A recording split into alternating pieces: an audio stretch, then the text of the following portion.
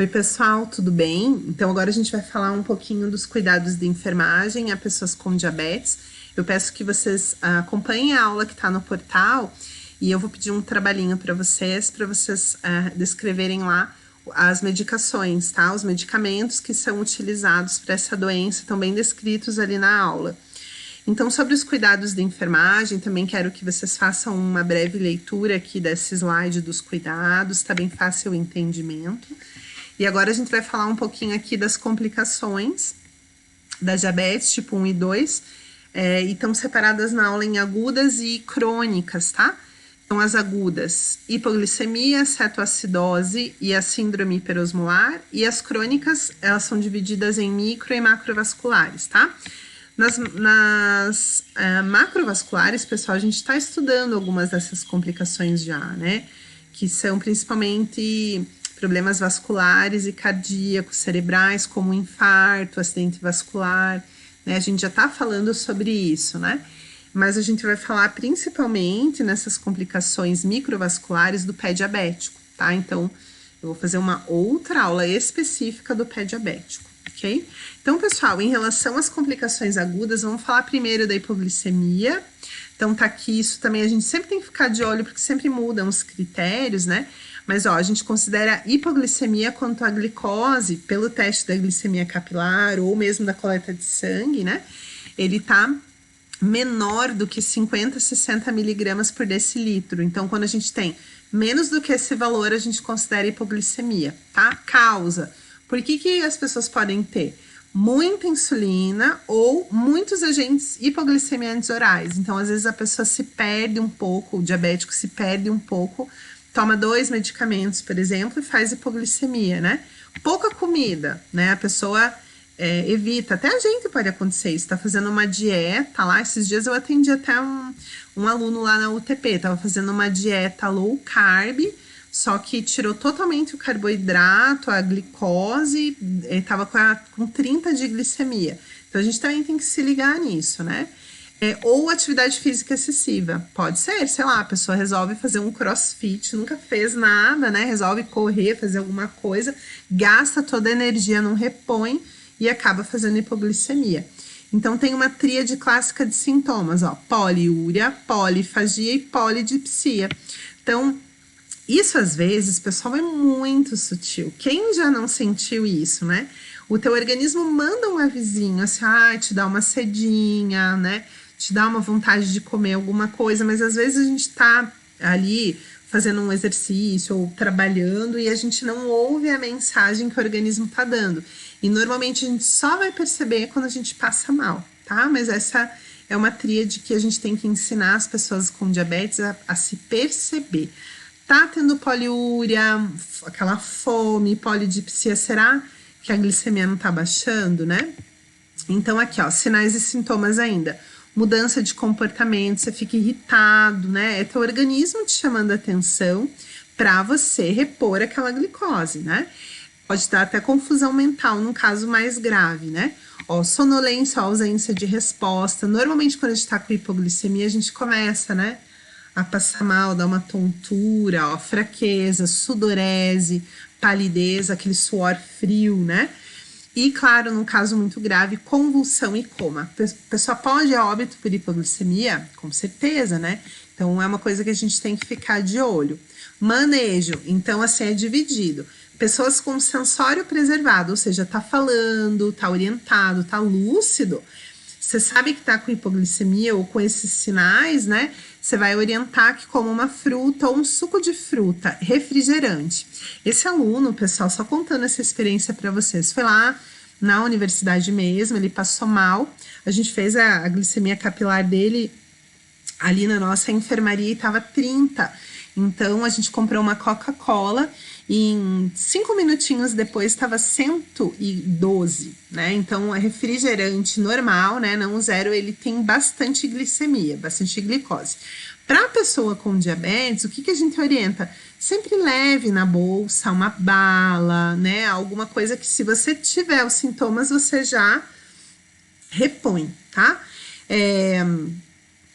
Se eu não tiver nada disso, açúcar, né? Agora, se a pessoa tiver diminuição do sensório, então desmaiou, teve uma síncope ou tá com confusa, né? Reduzir o nível de consciência, ó, aí entra no protocolo de cada instituição, mas normalmente ampolinhas de glicose 50%, tá? Daí na instituição hospitalar a gente vai puncionar um acesso e vai fazer lá o soro glicosado, tá bom? Para repor, né?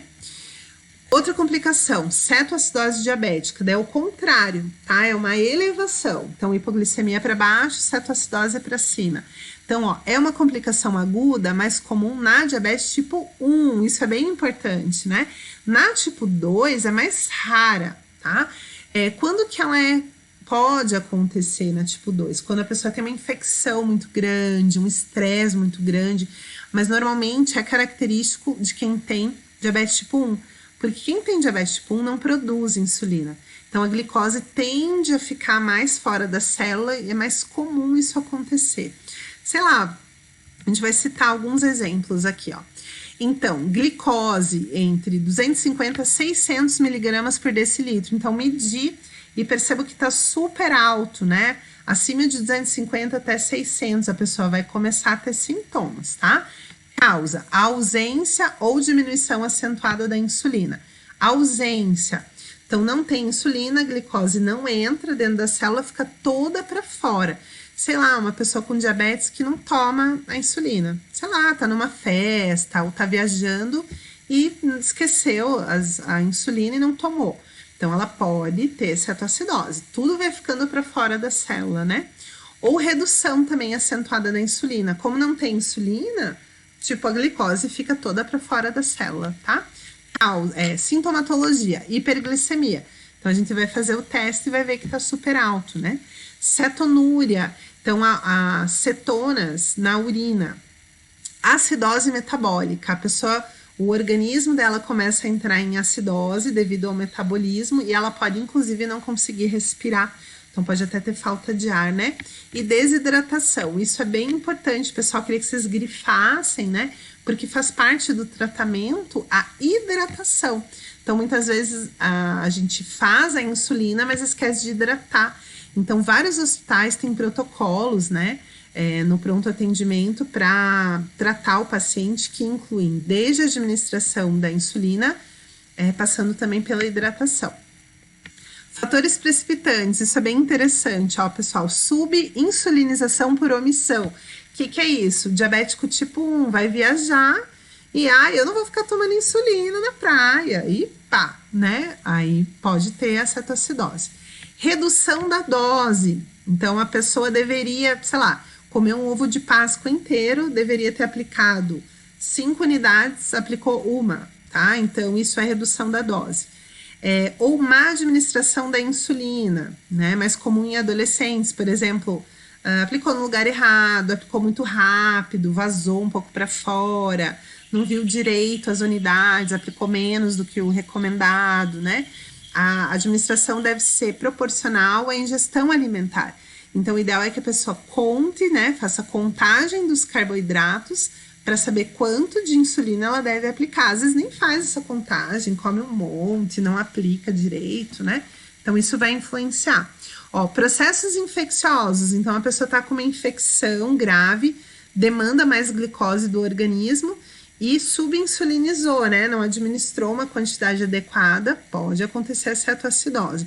Ou transgressão alimentar. Então, final de semana, festas de família, essas datas, tipo Natal, Páscoa, aniversário, são sempre as datas bem difíceis, né? Para quem tem a doença, tem que ter muito autocontrole. Por isso que no tripé tem dieta, exercício e a educação, né? Manifestações iniciais, então, polidipsia, poliúria, fadiga, dá um mal-estar, né? A pessoa fica sonolenta. Anorexia, numa fase mais avançada, pode ter náusea, vômito, porque tem muita glicose para fora da célula, então o organismo quer botar para fora, né? Dor abdominal e até cãibra, tá? Manifestação tardia, respiração de Kussmaul, então aquela respiração bem acentuada, né, pessoal? Bem nivelada e acentuada. Hipotensão, então a pressão começa a baixar, pulso fraco e coma. Então, muitas pessoas chegam assim no pronto atendimento. Por isso que No pronto atendimento, a glicemia deve ser um sexto sinal vital, né? A gente verifica os sinais vitais, os 5 sinais vitais, pressão arterial, frequência cardíaca, frequência respiratória, temperatura, dor e glicemia, que é o sexto sinal vital. Se identificar a cetoacidose, a gente já sabe, né, que o metabolismo alterou por causa da alta da insulina. Então, vai entrar no protocolo de administrar a insulina e hidratar, tá? Então, aqui tem um esqueminha, né, do que essa falta de insulina, como que a cetoacidose vai se desenvolver, ó. Manifestações iniciais, então aqui acompanhando. Primeiro, reduz o uso de glicose pelos músculos, gordura e fígado, tá? Porque como não tem insulina, esses órgãos vão baixar o uso. Aumenta a produção de glicose, então toda aquela glicose que estava guardadinha lá vai começar a ser liberada, né? E aí acontece hiperglicemia. Aumenta a quantidade de glicose fora da célula, tá? O que a pessoa vai ter inicialmente, ó? Turvar a visão, vai se sentir fraca, vai sentir dor de cabeça, né? E poliúria, vai começar a urinar. Por que urinar? O organismo quer eliminar essa glicose que está fora da célula. Então, como a pessoa vai começar a urinar, ela vai desidratar. E por essa razão, a pressão vai baixar. E por essa razão, ela pode desmaiar, tá bom? Ó, por isso que depois ela pode ter fome, né? Porque como ela tá desidratando, o organismo vai dar sinalzinho que ela precisa comer. Numa manifestação tardia, ó, o organismo começa a degradar gordura, ácido graxo, aumenta a produzir corpos cetônicos, né? Então a pessoa fica com hálito cetônico, aquele cheiro, né? Um bafinho, né? Um cheiro, um hálito característico de quem tem diabetes, meio avinagrado, adocicado, né? Que é das cetonas, certo?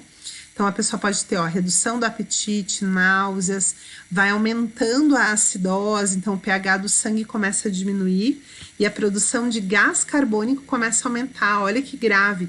Então, às vezes ela tá produzindo oxigênio, porque a célula não tá mais conseguindo trabalhar. Então, ela vai produzindo gás carbônico, a pessoa não consegue respirar, tá?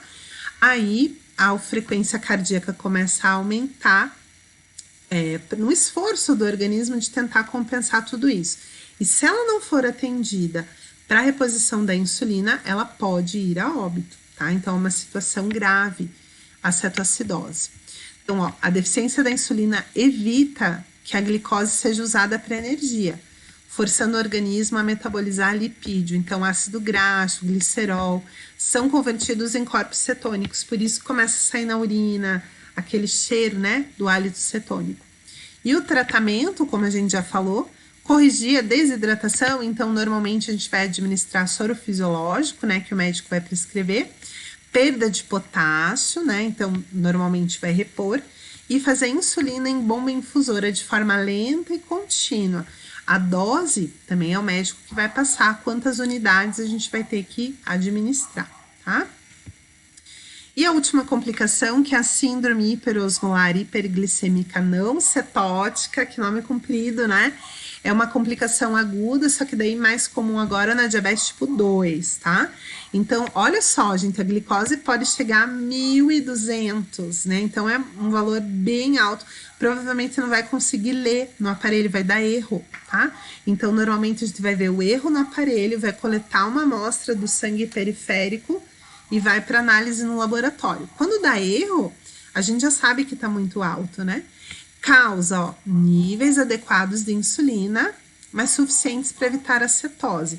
Então, assim, é diferente da cetoacidose. Lá ele não tinha insulina. Aqui ele tem, só que não tá sendo suficiente, tá?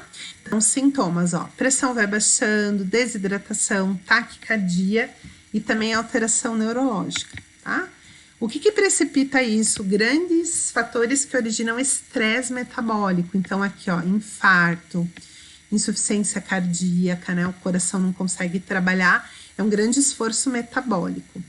Queimaduras, então, um grande queimado pode ter essa síndrome hiperosmolar. Então, por isso a gente tem que ter a glicemia como sexto sinal vital. E doenças crônicas, né? Que aumentam o uso da insulina no corpo, ok? Manifestações, ó, iniciais: fadiga, mal-estar, poliúria, desidratação, manifestações tardias, fraqueza, hipotermia, convulsões, alteração neurológica, né? E até coma. É uma emergência clínica, tá, pessoal? Tanto a cetoacidose como a síndrome hiperosmolar. Se não for tratada, a pessoa morre, tá? Tratamento, como no caso anterior, ó, corrigir a desidratação, corrigir a perda de potássio, fazer insulina em bomba. Por isso que se a gente for agora numa UTI, a gente vai ver muitos pacientes que não são diabéticos com insulina em bomba. Então a gente tem que pensar, nossa, por que ele tá com insulina em bomba infusora, né? Porque o metabolismo dele entrou alguma situação de estresse muito grande, que afetou muito o metabolismo, principalmente essa questão da produção da insulina e dos receptores, né, para abrir a portinha da célula para glicose entrar. E essa pessoa, se não for tratada, ela pode morrer desse evento, ok?